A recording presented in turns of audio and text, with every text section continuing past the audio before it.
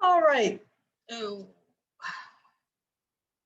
So can everybody see my screen before I get started? Yes. Okay, perfect. I didn't see a little bar on my computer here. All right, well, welcome to this special edition to the Pigments 101 webinar series. Today we are going to focus on the application of powder coating and how colorants, the chemistry and finishing can impact the application performance of a powder coating. Like we've done in the past, this webinar will be recorded and all the participants will receive a link to the webinar recording as well as the PDF of the presentation. And if you have any questions, feel free to enter them into the chat box and we will address them at the end of the presentation. So without further ado, we will go ahead and get started.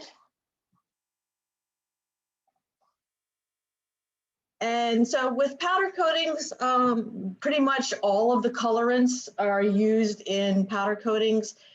So it's very easy to get the color that you need as well as the various performance properties that is also required of a powder coating.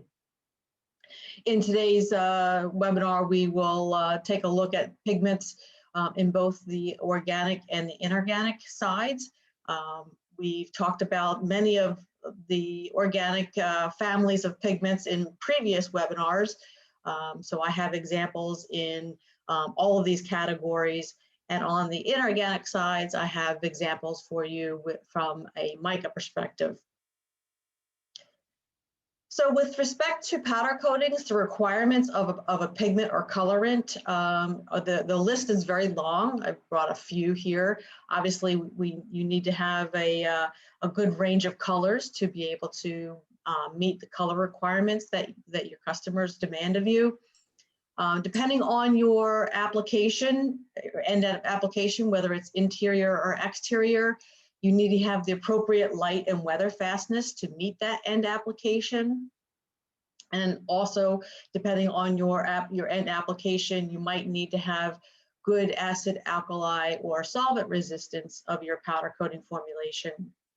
In all powder coating formulations, you do need to have a good dispersibility of that particular colorant. And similarly, you'll need to have a good heat stability because obviously with the extrusion processing temperatures as well as the curing and baking temperatures that are used in powder coatings, the colorant needs to have the appropriate heat stability for that application. In all powder coatings, because it relies on, it's a solid system and relies on the baking and curing to flow to have a good good surface appearance, that you need to have good rheology and flow characteristics from that colorant. Certainly needs to be compatible with a wide number of polymers and resins, as well as a wide number of additives that are used in the colorant, in the powder coating aspect of it.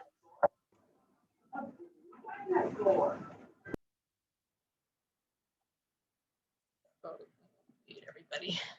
All right, and so there are many more that I don't have here on this list, but it's just a brief list of some of the examples that are requirement. And each of you would have your own must-wants and nice-to-have checklist for our colorant that you will go through when you are choosing a colorant for your application. So over the last couple of years, we've been working with the Powder Coatings Research Group in Columbus, Ohio, to establish a portfolio of pigments for powder, specifically for powder coating. Obviously, we wanted to evaluate the Sudersham pigment portfolios in each of the important color indexes.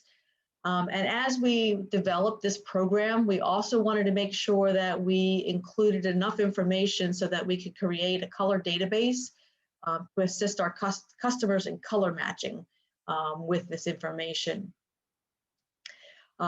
Additionally, we were able to use the information that we've gleaned from this program to identify potential opportunities for R&D programs that can help us lead to improved product performance in powder coatings applications. And then, of course, the bane of existence for all folks who are in the color matching area.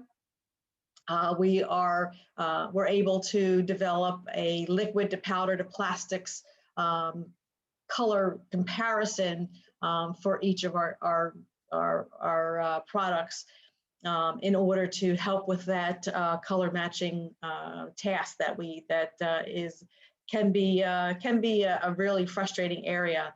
And a very good example of this is with today's cars. There's liquid coatings on it, powder coatings, and plastic are all parts of the car that do have a requirement for consistent color throughout the process.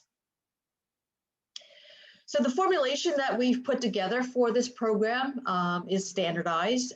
We did also try to make it a more global formulation so that all of our global customers can benefit from this effort. So this is just an example that we are using for blues and greens. We also have one formulation for yellows and a third formulation that is used for all the other color indexes.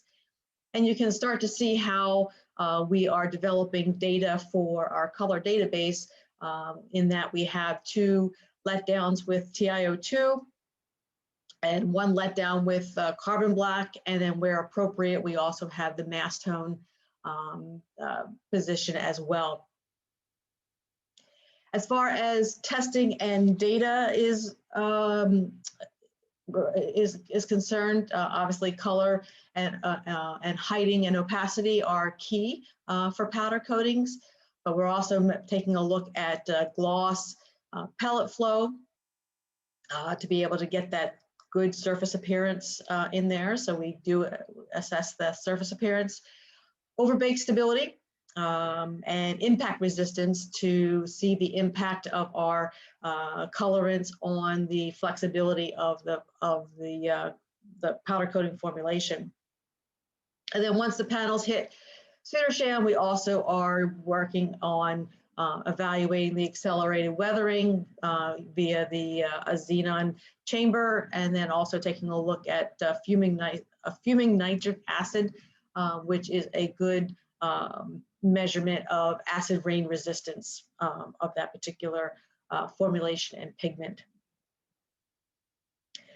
So as far as the color indexes that we've evaluated, this is just a quick glimpse of the color indexes that we've already gone through. And in each color index, we have at least one product that we've evaluated. In many cases, there are more than one product as well. And in some cases, there's several in that we wanted to make sure that we included finishing differences and to be able to determine that impact on that one. So a lot of the, in some of the cases, we see multiples in there so that we could include different finishing techniques that are put on the pigment to see their impact on the performance. There are some blank spaces that we plan to get to as we move along into the program.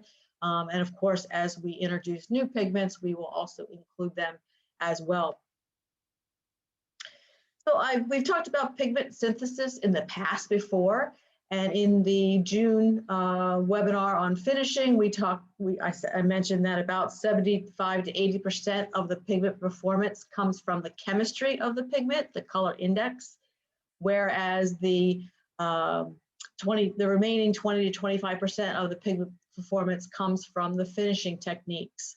And in that webinar, we talked about the differences in drying, milling, surface treatments, as well as blending aspects as far as pigment finishing. So the two combined, the chemistry as well as the finishing techniques that are used, combine to give the final pigment performance. So our job at Sudochan is really to match up your needs with the appropriate colorant to get you as many of those must-ones and nice-to-haves on your checklist as we can. For effect pigments, similarly, the chemistry, which is the metal oxides that are layered onto the pigment, the mica substrate, and then the finishing is the surface treatment that can be used on the surface of the mica, depending on the end application requirements. So I have a lot of information to share with you today, so hopefully we'll be able to get through all of this. So I'm not going to spend a lot of time on this particular chart. In the finishing webinar, we did talk about some examples of powder coating, and so I've tried to remove most of those so that there's not too much duplication here, and then bring in some additional information so that we cover a wide variety of influences on the performance in a powder coating. So we'll jump right into it. The first one is one that I did carry over from the finishing webinar.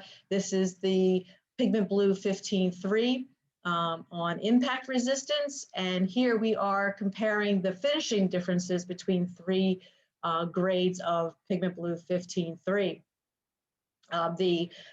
Here we compare the plastics grade, coatings grade, and inks grade in this particular property. And it's clear to see that the inks grade, the finishing techniques that are used on this inks grade Pigment Blue 15-3 has a negative impact on the flexibility of the coating on both the direct and the inverse, whereas the coatings grade has a good response in the direct, but a poorer response in the reverse. And then, of course, the plastics grade of this Pigment Blue 15-3 has good performance in both the direct and the reverse in this particular test. Moving on to Pigment Yellow 83. Here we will look at the impact of particle size. So the shape of Yellow 83 is more of a barrel shape, and the transparency is achieved by keeping is minimizing the average diameter of this particular color index to get that transparency. So the transparent version, R137C, has a smaller diameter, average diameter than the opaque version.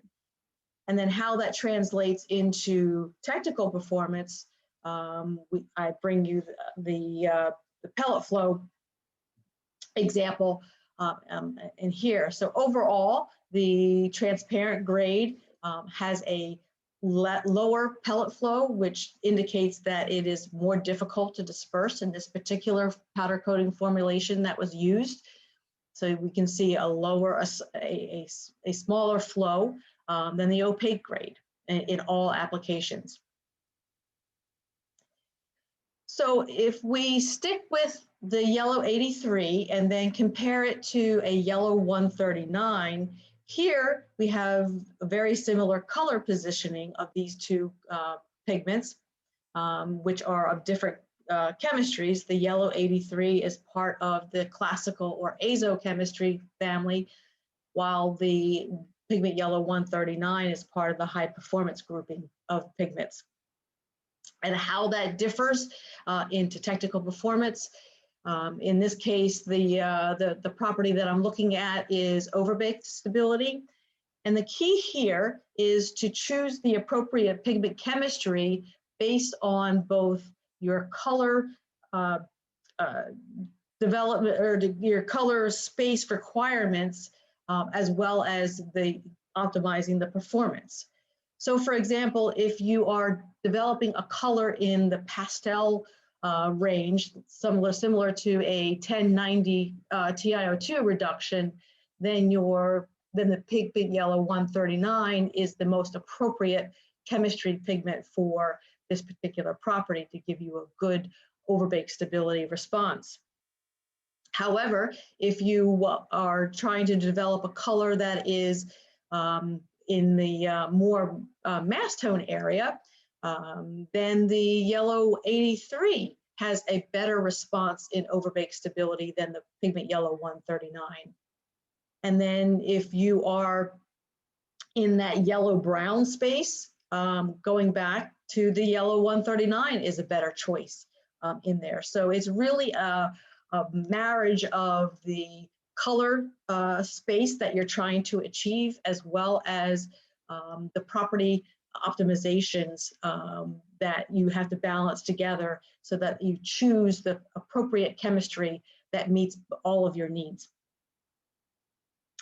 So similar, just moving on to the orange color space, where we're comparing the orange 36, orange 64, and the orange 34. And the first thing to note is that orange 34 is not an appropriate colorant for powder coating because its heat stability is at 200 degrees. And so this particular test, the overbake stability, already surpasses that at 220 degrees C. And you can see that right away with the delta E in this overbake stability test.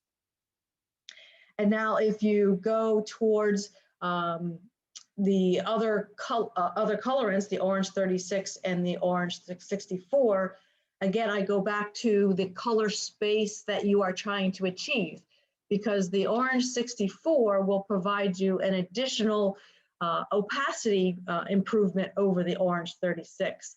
So if you are in a pastel shade or a brown shade, like the 98.2 carbon black letdown, then maybe the orange 64 is a better chemistry choice because you'll get an added boost in your opacity over the orange 36. However, if you are near mass tone or a mid-shade orange like the 50/50 TiO2, then your orange 36 is a better choice for this particular property. So switching gears a little bit, here we are looking at two different powder coating resin chemistry differences. The blue bars is our standard formulation, which is a polyester, while the orange bars, the -- 2 formulation, we took a look at an acrylic epoxy hybrid formulation. And the first thing that I wanted to have you see is in the polyester formulation, the pigment finishing differences of these pigment blue 15-4 colorants. There is no difference between these three products in this color index space. However, if you need to move over to an acrylic epoxy hybrid formulation, here's where the finishing differences start to play a role in the performance. The 2695 and the 2791, the finishing differences that they have on their surfaces provide a much greater pellet flow than the same grades in the polyester formulation. So if you're trying to maximize some properties like pellet flow, which leads into your surface appearance values, and you're working in the acrylic epoxy hybrid type formulation, then you might want to take a look at all your choices with respect to pigment blue 15-4. So in November, we talked about the phthalocyanines and the polymorphism differences that lie between all of these color indexes. Obviously, the first thing that you'll notice is in the color, where the pigment blue 15-4 is the greenest and yellowest of the four products four chemistries in this class, while the pigment blue 15-1 is going to be your reddest in there as well. But in terms of how that translate into product performance, the information that I have here is for gloss development in this particular formulation. And so what we see here is the pigment blue 15-3 provides the highest gloss numbers in this formulation, while the blue 15.1 and the 15.2 result in a much lower formulation in this particular formulation. Now, these are just one product of each category, so it would also beg to look into each category of CPC blue to see if there is a better or worse product than what I have shown here. So not only is it important to take a look at all your options in the chemistry, but also all the products within that color index area. And moving over to Pigment Red 170. So there is a red shade, or I'm sorry, a yellow shade product, which is our 2963C, and then of course a blue shade version of that, which is our product 2967C. And what I have here on the chart here is just the color values in each of the letdowns that we took a look at in order to show you the difference between each of these areas. But what I wanted to highlight here, excuse me, in the red box is that the 50-50 blend with TiO2 of the blue shade, our 2967C, has a very similar color positioning of the mass tone version of the yellow shade, the 2963C. So already there's a little bit of value coming in with the 2967 over the 2963 because now we're using a 50-50 blend with TiO2 versus a full strength mass tone version to get the same color positioning. Now, how does that translate into a performance effort in terms of pellet flow?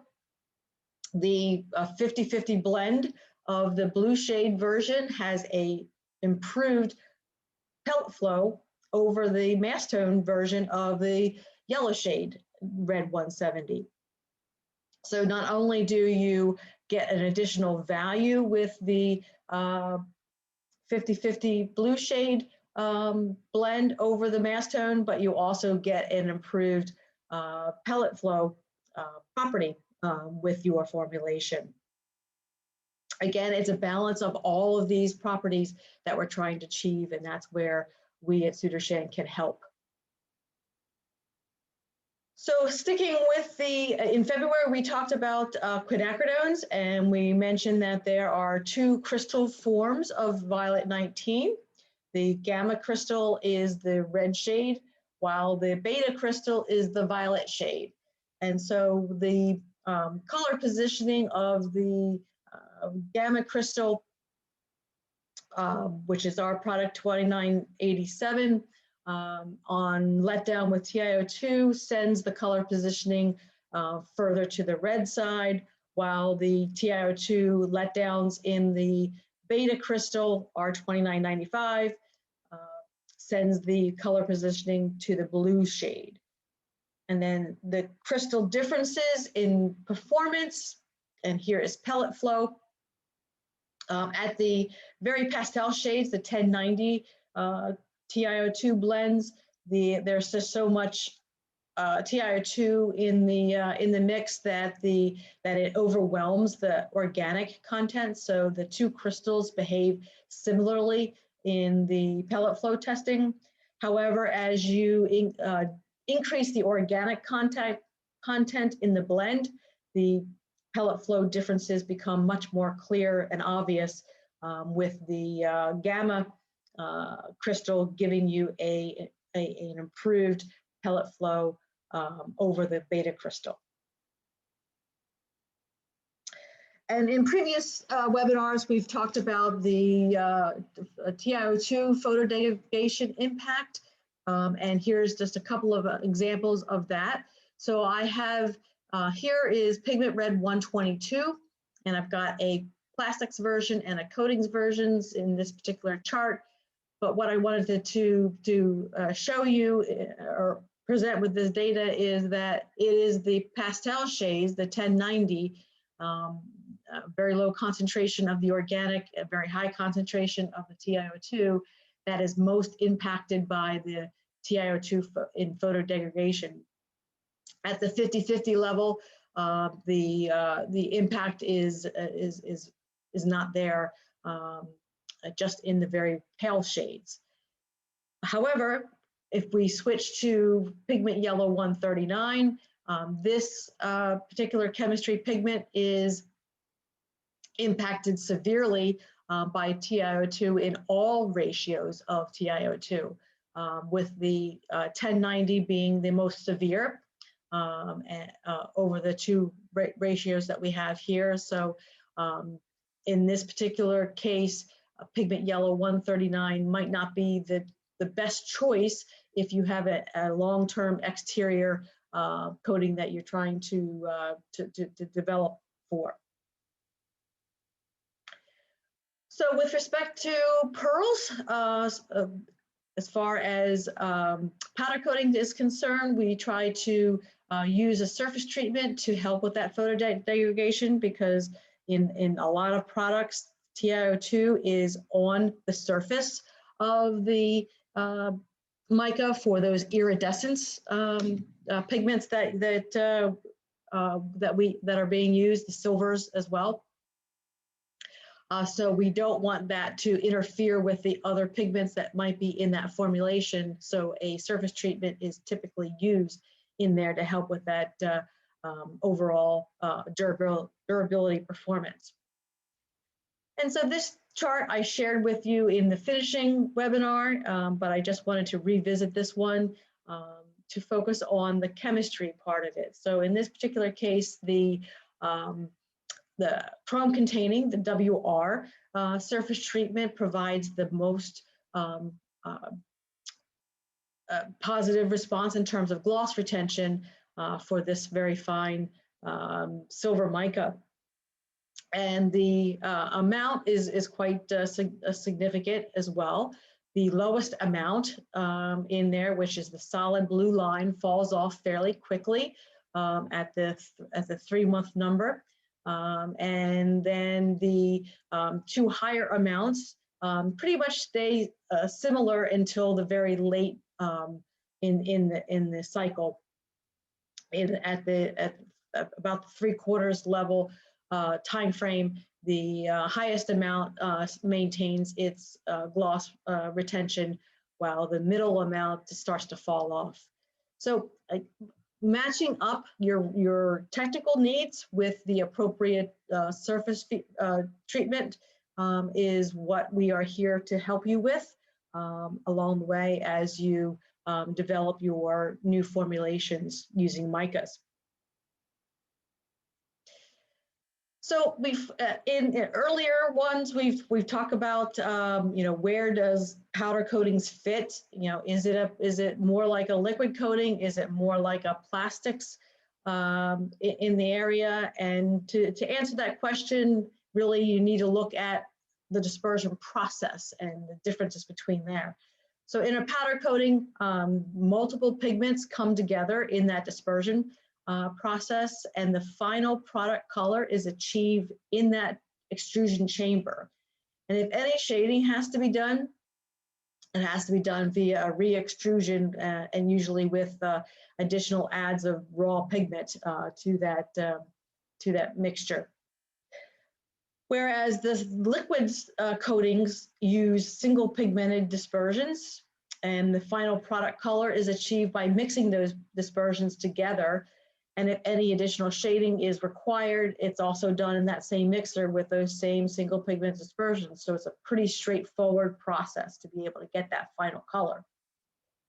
And in this case, actually plastics is a little bit like both powder and liquid, because plastics can be created by creating a single pigment master batch, or by combining the multiple pigments together like powder is done.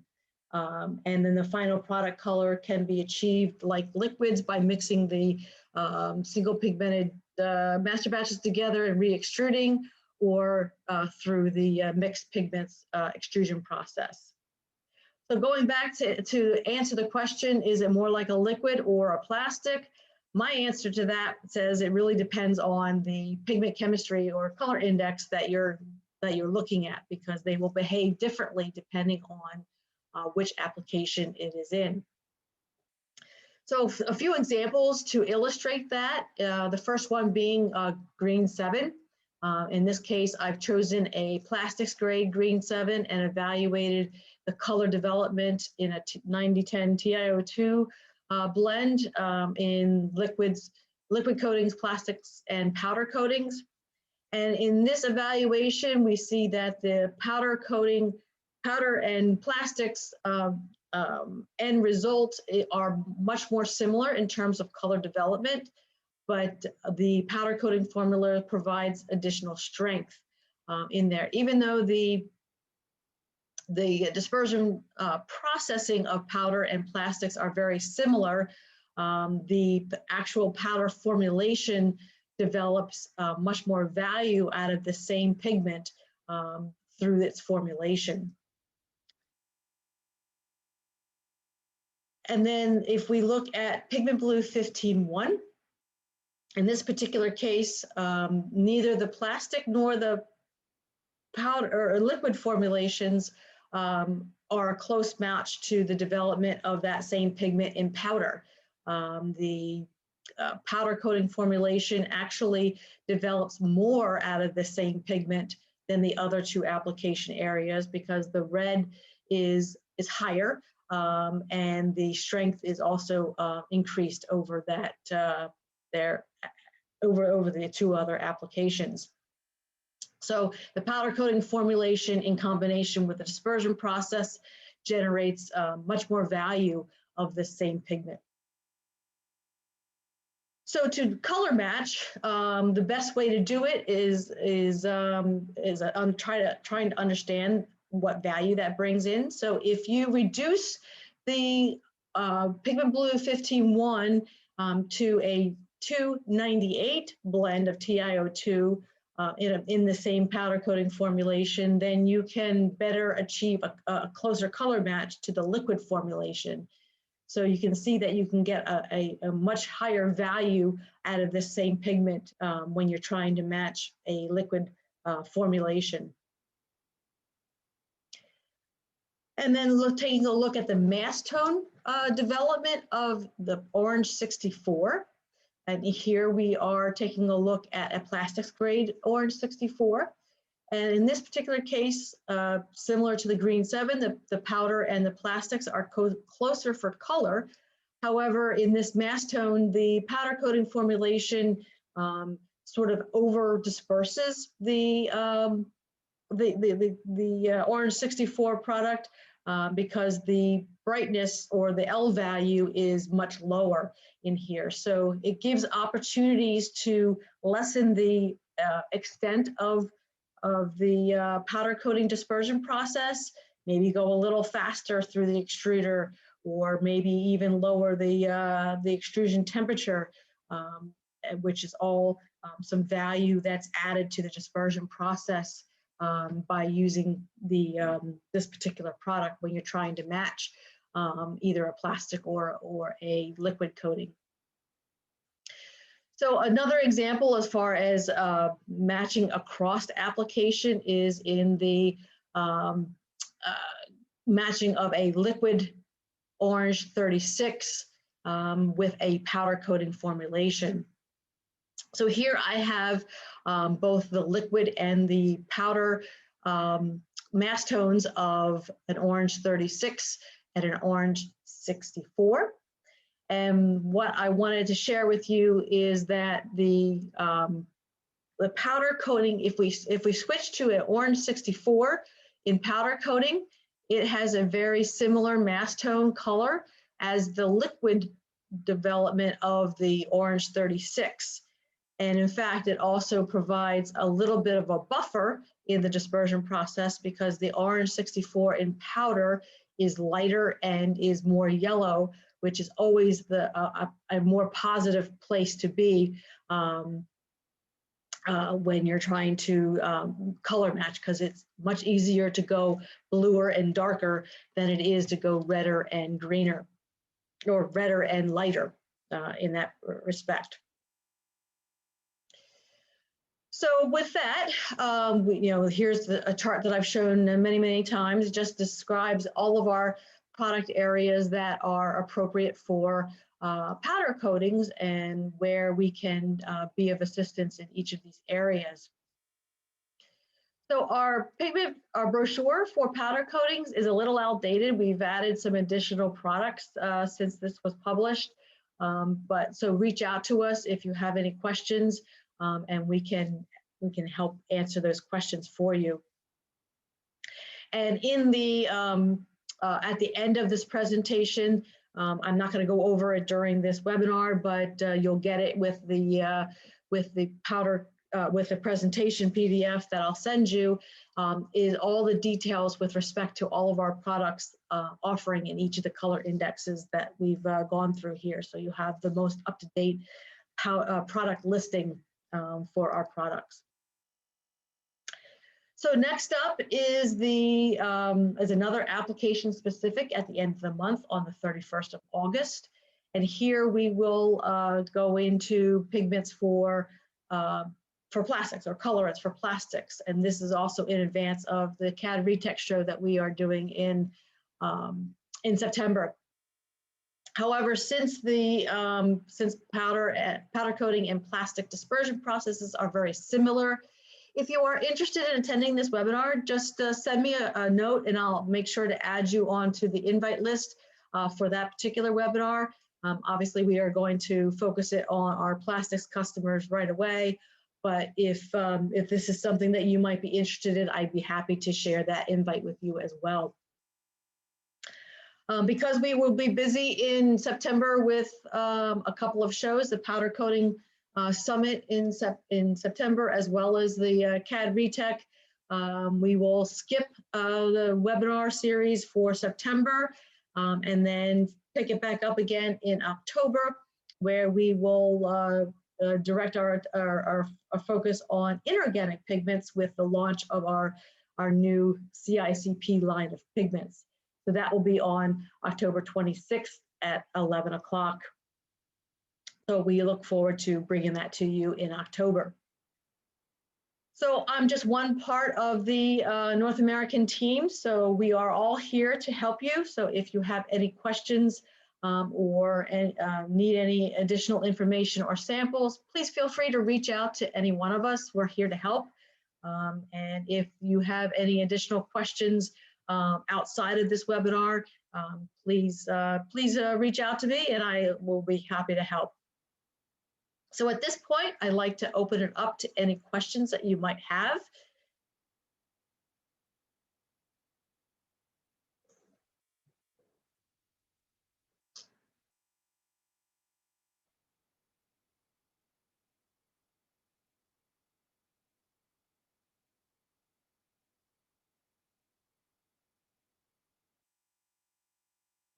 All right, I don't see any questions in the chat box.